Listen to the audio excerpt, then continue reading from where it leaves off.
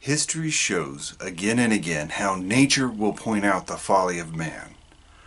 Oh no, Godzilla.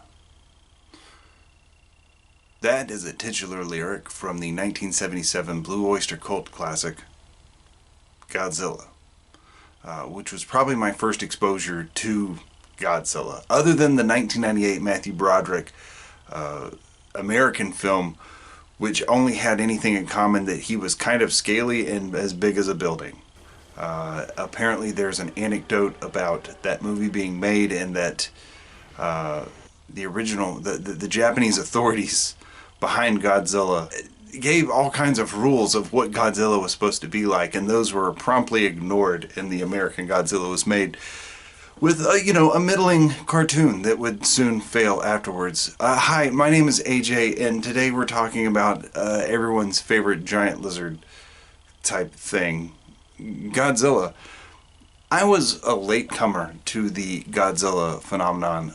I was 14 years old when the American reimagining of Godzilla came to the theaters, and I would not be reintroduced to the concept of Godzilla for another decade and a half plus until the more accurately Japanese-inspired Godzilla came back to America for 2 movies. Also spinning off a fantastic series of other movies, and then also the Monarch show, which is, all things aside, if you're an alien to Godzilla, don't be a King Ghidorah. I probably didn't say that correctly, but it's fine. You can't watch everything. But I liked the American movies so much that I wanted to get into the original movie that spawned so much goodness from it. The 1994 film Godzilla was essentially one of the many responses, including, I'd say, the majority of anime. The fears behind atomic fallout.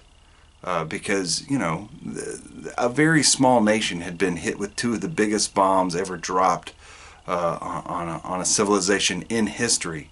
And so Godzilla was this big, hard to understand concept that embodied those fears. Apparently, technically you can't say he was the first kaiju because he was loosely based on America's King Kong. And then there was a 1953 film called The Beast from 20,000 Fathoms. I have not enjoyed either of those movies, but I am aware of King Kong. Of course, we all know who King Kong is. He's, a 50-foot gorilla. Godzilla had become its own thing in every right. And after the success of that first movie, we saw really the dawn of all kaiju.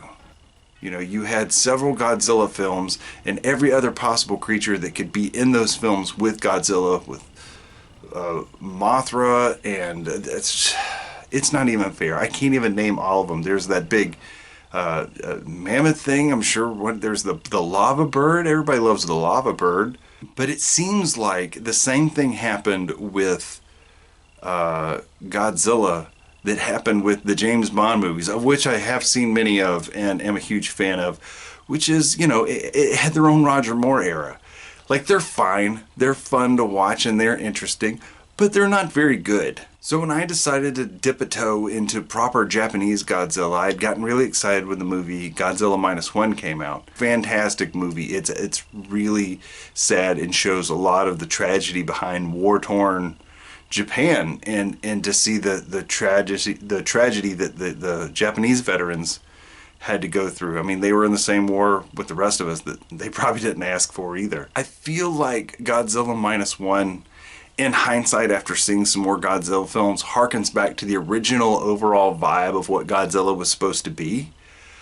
But then you have what is the pinnacle of how I feel Godzilla as a kaiju really is, which was in Shin Godzilla. Now, Shin Godzilla introduced a whole host of new concepts with Godzilla, including a consistent, either natural mutation or evolution or pupa stage, or just an adaptation to constant threats from human beings. But it changed throughout the movie, getting more and more dangerous as it went, and finally unlocking powers, including the classic atomic breath, which had been insanely upgraded into this, and also this refractory laser blasting system out of its back shards, which was just insane. What I really liked about that movie, and this is a spoiler alert if you haven't seen it, but the actual horror behind it was the ineptitude of governmental bureaucracy. Their city is literally being smashed to pieces by a very large animal, and in the beginning, they don't even have proof of it. There's even a line in it that decisions could be made faster and without meetings, but they have to have a meeting to get rid of those meetings. The first act is almost a comedy with how silly the overall vibe of Shin Godzilla is and the government therein. So after watching that, I was like, you know what? Let's go back. Let's go all the way back and watch the original Godzilla. So I finally, in that same weekend, I sat down and watched the original Godzilla. And I had heard it described, I can't remember by who, some other movie nerd that I'm sure I've consumed their YouTubery or something on.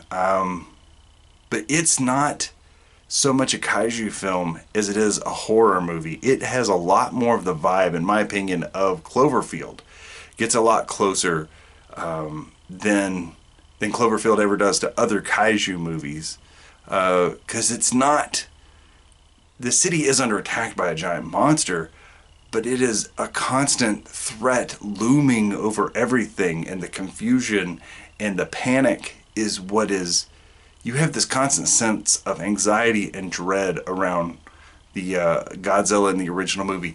Something else that I noticed too that I found, and maybe it's something I'm looking too deep into, but the movie was made a decade really after World War II was over, and the miniature work in it, which I gotta say, if I can take a second to talk about the cinematography of the original Godzilla for when it was made, is mind-blowing.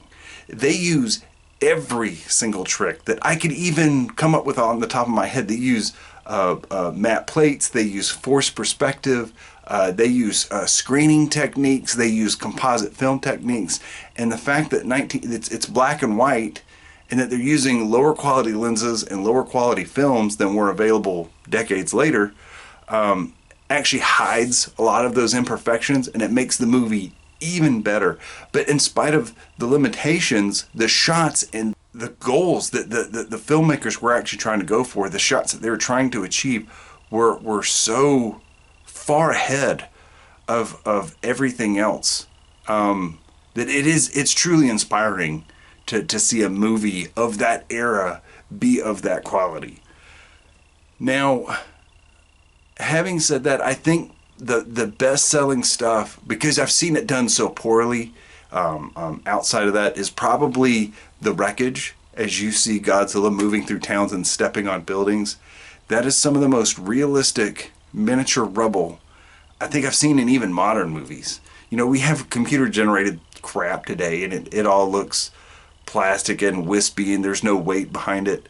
But whatever they were, asbestos-based fake miniature rubble that they were using to show the buildings crumbling up underneath Godzilla's feet was just perfect. You can tell that these were details made by people who had seen buildings destroyed, who had sifted through rubble. And realizing that in the context of the movie makes it all the more terrifying and heartbreaking. It does suffer from some honestly, the way the suit is designed, you can really suspend belief and not see a guy in a suit. You know, because it is so bulky and around, it's so bodily encompassing. The face is a little more puppet-esque, but even the suit is great. So if you haven't seen any Godzilla movie, I would suggest the order that, if you're American, I mean, the American ones are very Americanized. They're great. I feel like they were made by people that had the proper amount of respect for the original source material. And then when you're ready to get a little deeper, I think the three that I mentioned, Godzilla -1, Shin Godzilla, and the original Godzilla, are must-sees. And then probably as we go along, I'm going to get deeper into some of the sillier ones with Godzilla's baby. I remember watching the cartoon that had Godzuki in it when I was a little kid, because it was syndicated and it was animated like a Hanna-Barbera cartoon, and it was absurd. It's all Godzilla-tastic with giant 100-story tall monsters. And if you like Godzilla, that's really cool. You should let me know. My name's AJ, and I'll see you later. Hi, do you or someone you know how to read? Well, you should read my book, The Wit in the Rings, by author AJ Scott. That's me. It follows the story of a young girl who discovers through ritual that magic is suddenly made real again. So what does she do with this newfound wonderment? Well, before long there becomes a threat from the west. And somehow our heroine, lady hero, Saunter, discovers that she herself has become lost. Can she make it back home in time to save her people? What does it mean that the magic has come back? Everybody magic? What is this threat from the west? You'll be lucky to find out. Read The Wit in the Rings by AJ Scott. Available on Kindle and paperback through Amazon. Link in the description.